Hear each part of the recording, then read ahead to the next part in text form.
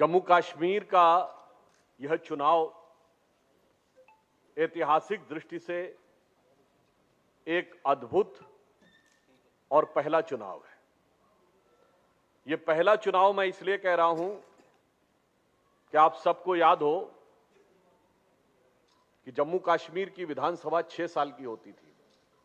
क्यों होती थी? क्योंकि जब 42वां संविधान संशोधन लागू किया गया था तो सभी विधानसभाओं और लोकसभाओं की आयु बढ़ाकर 6 साल कर दी गई थी, जिसे झट से जम्मू कश्मीर असेंबली ने अडॉप्ट कर लिया था। परंतु उसी संविधान संशोधन में सेकुलर वर्ड अडॉप्ट नहीं किया था, अर्थात जम्मू कश्मीर के सेकुलर स्टेट बनने के बाद का यह पहला चुनाव है। जम्मू कश्मीर में सामाजिक न्याय और सभी वर्गों की भागीदारी अर्थात एससी, एसटी और ओबीसी को आरक्षण मिलने के बाद का यह पहला चुनाव है। ग्रास रूट स्तर पर डेमोक्रेसी यानी पंचायती राज स्तर तक लोकतंत्र की शक्ति को पहुंचाने के बाद का यह पहला चुनाव है। तो उस दृष्टि से मैं कह सकता हूं यह ऐतिहासिक और पहला चुनाव है और एक लंबे दौर के बाद, सिर्फ उस दौर को छोड़कर जब यहां से लोग अनअपोज्ड हो जाते थे, चाहे 1951 का दौर हो, 57, 52, 67, 80 के दशक तक वो स्थिति रही कि तमाम सीटों पर कोई चुनाव ही नहीं लड़ता था। अब उस दौर के बाद से छोड़ दें तो एक लंबे दौर के बाद ये पहला चुनाव है जब घाटी में पाकिस्तान के झंडे नहीं दिख रहे हैं। एक लंबे दौर के बाद ये पहला चुनाव है जब आईएसआईएस के झंडे नहीं हैं, इंडियन आर्मी गो बैक का स्लोगन नहीं है, स्टोन पेल्टिंग नहीं है और लेके रहेंगे आजादी और बंदूक के दम पर आजादी के स्लोगन नहीं है। अर्थात लोकतांत्रिक व्यवस्था के विस्तार, सभी वर्गों को सम्मान, संवैधानिक व्यवस्थाओं की स्थापना और उसके साथ देश विरोधी शक्तियों को नियंत्रित करने के बाद का यह पहला चुनाव है। और एक और दृष्टि से पहला चुनाव है। भारत के इतिहास में जब भी कभी कश्मीर का मुद्दा अंतर्राष्ट्रीय स्तर पर उठता था तो लंबे समय तक यह स्थिति रही कि ले देकर एक सोवियत संघ हमारे साथ खड़ा होता था, बाकी लगभग पूरी दुनिया पड़ोसी मुल्क के साथ खड़ी रहती थी। आज मोदी जी के नेतृत्व में हमने वो कूटनीति बदली है कि एक ले देकर चाइना उनके साथ खड़ा होता है, बाकी लगभग पूरी दुनिया हमारे साथ खड़ी होती है। अर्थात डिप्लोमैटिकली यानी कूटनीतिक दृष्टि से भी ये भारत का पहला चुनाव है और एक और दृष्टि से बहुत अलग चुनाव है। बहुत से लोग बहुत सारी चीजों के बारे में बात करते हैं पर वो भूल जाते हैं एक दौर ये भी था जिसको कश्मीर को कहते हैं कि सूफियों का बहुत बड़ा सेंटर था, पर सूफियों की एक बड़ी फेमस दरगाह चरारे शरीफ जलाकर खाक कर दी गई थी और उसके बाद जलाने वाला मस्तगुल पाकिस्तान भाग गया था। मुस्लिम समाज की सबसे बड़ी मुकद्दस मस्जिद हजरत बल पर आतंकवादियों ने कब्जा कर लिया था। एक वो दौर था और एक आज का दौर है जब 33 साल के बाद मुहर्रम का शियाओं का जुलूस भी शांतिपूर्वक निकलने में सफल रहा है। अर्थात मुस्लिम समाज की दृष्टि से भी शांति और व्यवस्था कायम होने के बाद का यह लंबे समय के बाद का पहला चुनाव है। तो मैं इसके लिए जम्मू कश्मीर की जनता का भी आभार व्यक्त करता हूं और इसके लिए जो साहस हमारे प्रधानमंत्री श्री नरेंद्र मोदी जी ने दिखाया था उसके लिए मैं ये कहना चाहूंगा कि दर्द की रात गई, गम के जमाने भी गए, दर्द की रात गई, गम के जमाने भी गए और मोदी जी की हिम्मत से कई दाग पुराने भी गए। इसके बाद वो दर्द की रात तो गई और नई सुबह की जो किरण दिखना शुरू हुई है उसने वो बदलाव की एक नई इबारत आसमान पर उभरती हुई नजर आ रही है। पहली बार जम्मू कश्मीर में पिछले वर्ष 2 करोड़ टूरिस्ट आए। जम्मू कश्मीर भारत का एकमात्र राज्य है जिसे 2 एम्स मिले, अन्यथा सभी राज्यों को केवल 1 एम्स मिला है। पिछले 4 वर्षों में 7 नए मेडिकल कॉलेज स्थापित किए गए हैं। जम्मू क्षेत्र में ही प्राइवेट सेक्टर में भी अगर आपको ध्यान हो तो आर्सेनल मित्तल के साथ एचपीसीएल का ज्वाइंट प्रोजेक्ट आने वाला, जो यहां बहुत मैसिव प्रोजेक्ट होगा और उससे भारी मात्रा में जॉब का सृजन भी होगा। पूरी रियासत में जम्मू कश्मीर में कुल मिलाकर 1,25,000 करोड़ रुपए के इन्वेस्टमेंट पाइपलाइन में है। विकास की सोच वहां तक पहुंची है कि 500 से अधिक आबादी के लगभग सारे गांव ग्रामीण सड़कों से कनेक्ट कर दिए गए हैं। 7 या 8 गांव रह गए हैं जो 500 से अधिक आबादी के हैं और जहां तक सड़क नहीं पहुंच पाई है उन सबको कनेक्ट कर दिया गया है। जियो टैगिंग, चाहे यहां का अनारदाना हो या केसर हो, उन सब की जियो टैगिंग प्रोडक्ट की करके ताकि उनको राष्ट्रीय और अंतर्राष्ट्रीय मार्केट्स में एक अच्छा प्रभावी स्थान मिल सके, वो भी व्यवस्थित किया गया है। और बाकी मैं उस विषय के विस्तार में नहीं जाना सकता। बहुत से लोगों ने आपको सारी बातें बताई होंगी कि फिर वो चाहे श्रीनगर जम्मू का एक्सप्रेसवे हो या दिल्ली कटरा का जो एक्सप्रेसवे बन रहा है वो हो, या सबसे लंबी टनल हो, और या फिर दुनिया का सबसे ऊंचा पुल चिनाब नदी के ऊपर बना के दिखाया है। यह दर्शाता है कि किस तरह का बदलाव इस सरकार के आने के बाद आया है और किस तरीके की लगाव, बदलाव के साथ साथ लगाव भी मैं बताना चाहता हूं हमारी पार्टी और प्रधानमंत्री मोदी जी का है। 2014 में प्रधानमंत्री बनने के बाद मोदी जी ने जो अपनी पहली दिवाली मनाई थी वो अपने घर में बैठ कर नहीं मनाई थी, इसी जम्मू कश्मीर की सरहद पर सेना के सैनिकों के साथ मनाई थी, जो दर्शाता है कि उन्होंने अपनी प्रधानमंत्री के रूप में पारी का आगाज ही जम्मू कश्मीर के साथ गहरे लगाव के साथ किया था। मगर इस चुनाव में एक और स्थिति यह है कि ये एक दो हालात के बीच में चुनने का मौका है जम्मू कश्मीर की आवाम के लिए। मैंने कहा एक वो दौर था जो प्रधानमंत्री जी ने दिवाली मनाई, उन्होंने हिम्मत दिखाई, और एक वो दौर था, आपने अभी हाल ही में सुना होगा कि कांग्रेस सरकार में गृह मंत्री रहे शिंदे जी का वक्तव्य, जो उन्होंने कहा कि होम मिनिस्टर रहते हुए डल लेक के ऊपर जाने में उनकी हालत क्या होती थी। तो मैं उसके लिए कहना चाहूंगा कि एक वो दौर था, जिसे कहते हैं ना, एक वो भी दिवाली थी, एक ये भी दिवाली है। तो मैं उस दौर के लिए कहना चाहूंगा लहूलुहान थी घाटी और झेलम डरी हुई थी और खामोशियां रातों की दिन में भरी हुई थी और दहशत का था वो आलम कि गृह मंत्री के पैर के नीचे धरती फटी हुई थी।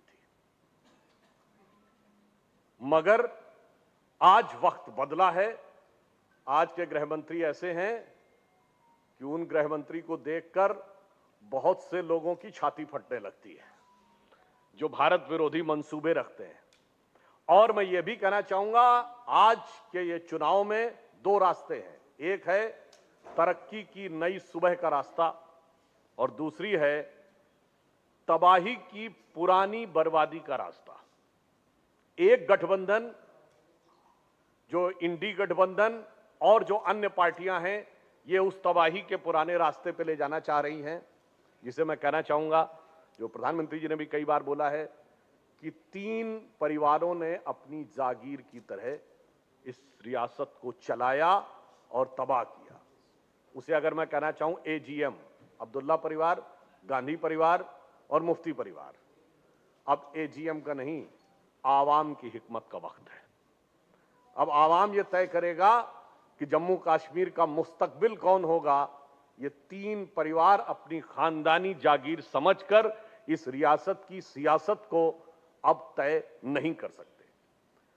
परंतु इसके साथ ही मैं एक दो गंभीर प्रश्न भी पूछना चाहता हूं। अभी आप लोगों ने देखा कि कांग्रेस के नेता प्रतिपक्ष राहुल गांधी अमेरिका में एक ऐसी सांसद इल्हान उमर से मिले जिसने पाक अधिकृत कश्मीर को पाकिस्तान का हिस्सा बताया, जबकि पाक अधिकृत कश्मीर हमारा है। ये कांग्रेस पार्टी के समय में भारत की संसद का यूनानिमस रेजोल्यूशन है, सर्वसम्मत रेजोल्यूशन है। मैं पूछना चाहता हूं राहुल गांधी जी से, आप संसद में नेता प्रतिपक्ष हैं, भारत की संसद के इस सर्वसम्मत प्रस्ताव को, यूनानिमस रेजोल्यूशन का आपने अपमान क्यों किया? दूसरा, आपकी पार्टी की सरकार के समय में यह हुआ है, उसका अपमान क्यों किया? और तीसरा, आपने अपने पुरखों के समय में, आपकी खानदान की सरकार थी, उनके समय में हुआ है, अपमान क्यों किया? और सबसे बढ़कर जम्मू कश्मीर के पूरे आवाम की इस भावना का अपमान क्यों किया? और फिर आपने अभी देखा कि उनके जो सहयोगी हैं वो भी नई नई भाषा बोल रहे हैं। नेशनल कॉन्फ्रेंस के उमर अब्दुल्ला साहब बोलते हैं कि धारा 370 हम दोबारा रेस्टोर करेंगे। तो मैं कांग्रेस पार्टी से पूछना चाहता हूं, और वो सिर्फ इतना ही नहीं है, फारूक अब्दुल्ला साहब जो उनके सबसे सीनियर नेता हैं, वो 2020 में क्या बोल चुके हैं कि आर्टिकल 370 को रेस्टोर करने के लिए हम चाइना की सहायता लेंगे। I want A clear cut answer from national conference and Congress both. 2016 Farooq Abdullah साहब बोल चुके हैं कश्मीर में 1953 से पहले का स्टेटस बहाल करेंगे, यानी जहां 2 कॉन्स्टिट्यूशन ही 2 प्राइम मिनिस्टर होते थे। So I want a clear cut answer from Congress and National Conference. Farooq Abdullah साहब के बयान के लिए माफी मांगेंगे या आप उस पर कायम हैं? और मैं यह भी याद दिला देना चाहता हूं, एक दौर वो भी था, लोग भूल जाते हैं और कहने लगते हैं कि साहब कश्मीर में 90 के दशक के बाद आई एक पुरानी घटना, लोगों को याद नहीं होगी। 1983 का वर्ल्ड कप जीतने के बाद इंडिया का पहला वनडे इंटरनेशनल कहां हुआ था? इसी जम्मू कश्मीर में हुआ था।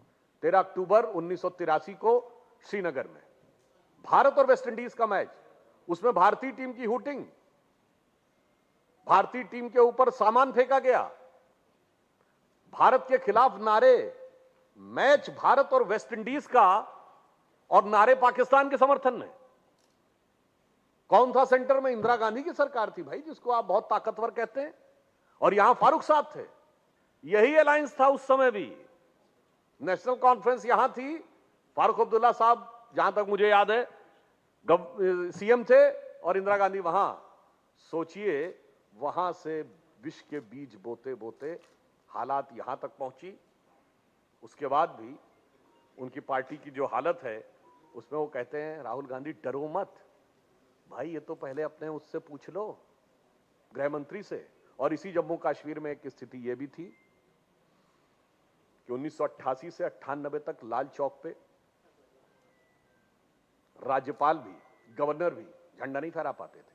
और उस जमाने में भी हमारे वर्तमान प्रधानमंत्री युवा नेता के रूप में हमारे तत्कालीन राष्ट्रीय अध्यक्ष डॉक्टर मुरली मनोहर जोशी जी की यात्रा के साथ आके 26 जनवरी 92 को झंडा फहराया था। ये मोदी जी की हिम्मत थी, और वो डरो मत वाली पार्टी के गृह मंत्री की क्या हिम्मत थी वो आप अभी सुन चुके हैं।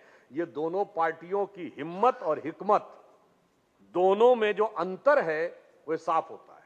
और आखिर में एक सवाल मैं पूछना चाहता हूं, अभी खड़गे साहब कल बोल के गए कि 20 सीटें और आ जाती तो ये लोग जेल में होते। पहले तो ये बहुत आपत्तिजनक बयान है, क्योंकि खड़गे साहब नेता प्रतिपक्ष राज्यसभा है। कौन जेल में गया ये अदालतें तय करती हैं, सरकारें नहीं तय करती हैं। किसकी पार्लियामेंट में मेजॉरिटी है, या 20 सीटें कम और ज्यादा, जब 20 पे तो आपकी मेजॉरिटी भी नहीं हो जाती, 20 सीटें कम या ज्यादा पे तय होगा। तो मैं उनको याद दिलाना चाहता हूं, आपके जेल जाने वालों की इतनी फेहरिस्त है, आप खामखा में 2014 के बाद की मोदी जी की सरकार पे आरोप लगाते। मैं उनसे पूछना चाहता हूं, आज सोनिया जी और राहुल जी जिस मुद्दे पे नेशनल हेराल्ड केस में मुचलके पे हैं 50,000 के, वो 2013 अक्टूबर में शुरू हुआ, हमारी सरकार नहीं थी। कनिमोझी राजा 2011 में जेल गए, हमारी सरकार नहीं थी। आपके नेता सुरेश कालमाड़ी 2010 में जेल गए, हमारी सरकार नहीं थी। शिबू सोरेन 2006 में जेल गए, झारखंड के सीएम मधु कोड़ा 2008 में जेल गए, हमारी सरकार नहीं थी। करुणानिधि 2000 में जेल गए। मायावती मुलायम सिंह के ऊपर आय से अधिक संपत्ति के मुकदमे 2006 में जारी हुए। 1997 में लालू यादव जेल गए, 1996 में जयललिता जेल गई। राजीव गांधी पे आरोप लगे 87 में, एफआईआर हुई 90 में, और झारखंड मुक्त मोर्चा रिश्वत कांड 94 में हुआ। खड़गे साहब आपको कुछ याद ही नहीं है? 30-35 साल से जेल से अंदर आने जाने का एक लोकसभा में उनसे चुनौती से पूछना चाहता हूं, जो बता दे इंडी गठबंधन के किसी दल के किसी भी नेता ने पिछले 35 सालों में कोई एक लोकसभा जिसमें जांच एजेंसी और अदालतों के चक्कर भ्रष्टाचार में न काटे हों। मगर अब यहां मैं दूसरा सवाल पूछना चाहता हूं। खड़गे साहब, आपने कहा कि ये 20 सीटें और आ जाती तो फला फला जेल में होते। मैं पूछना चाहता हूं, अगर ख्वाबों ख्यालों वाली आपकी सीटें आ जाती तो जेल से बाहर कौन होता? यासीन मलिक, शब्बीर शाह, जहूर अहमद, आसिया अंद्रावी, या जितने भी पत्थर चलाने वाले थे सब बाहर आ जाते। जितने भारत के खिलाफ बोलने वाले थे सब बाहर आ जाते। हमारी सरकार आने के बाद हमने न हुर्रियत नेताओं से कभी बात की, न उन्हें पाकिस्तान से बात करने दी। उस दौर में वो आते थे दिल्ली तो जलवाए जलाल से रेड कारपेट वेलकम के साथ जलवा अफरोज होते थे, और अब आते हैं तो एनआईए और ईडी की पेशी में आते हैं। तो मैं सिर्फ ये पूछना चाहता हूं कि कांग्रेस पार्टी ये जवाब दे कि आपके ख्वाबों ख्यालों में अगर आपकी सत्ता आती तो जेल से बाहर कौन कौन होता? दिल के अरमान तो उसमें हैं। दूसरा, अगर आप 370 की बात कर रहे हैं, इसका मतलब आप वो सारे हक और हुकूक जो एससी, एसटी, ओबीसी को मिले हैं समाप्त करने की बात कर रहे हैं। वाल्मीकि समाज दोबारा उसी परिस्थिति में पहुंचेगा, और कश्मीर की लड़कियों को शादी करने के लिए जो बंदिश थी, क्या वो बंदिशें फिर दोबारा लागू होंगी? इसलिए मेरा उनसे सिर्फ ये कहना है कि वो साफ साफ ये बताएं कि आप राष्ट्र विरोधी शक्तियों के साथ क्यों खड़े हुए हैं। आप जम्मू कश्मीर की तरक्की के रास्ते में रोड़े बनकर क्यों खड़े हुए हैं, और जो मैंने कहा जेल से किस किस को बाहर निकालने की तमन्ना आप दिल में संजोए हुए हैं। अंत में मैं सिर्फ ये कहना चाहता हूं जम्मू कश्मीर के सभी लोगों से, आम जनता से, कि देश बदलाव के एक नए मुकाम की तरफ आगे बढ़ रहा है। आप सबसे मेरा यह अनुरोध है, यह रिक्वेस्ट है कि मोदी जी के नेतृत्व में भारतीय जनता पार्टी का हम साथ दें। तो उनकी तरफ से यह लाइन कहते हुए मैं अपनी बात समाप्त करता हूं, अपनी पार्टी की तरफ से और प्रधानमंत्री मोदी जी की तरफ से, कि मेरी हिम्मत को सराहो, मेरे हमराही बनो। मेरी हिम्मत को सराहो, मेरे हमराही बनो। मैंने एक शम्मा जलाई है हवाओं के खिलाफ। धन्यवाद।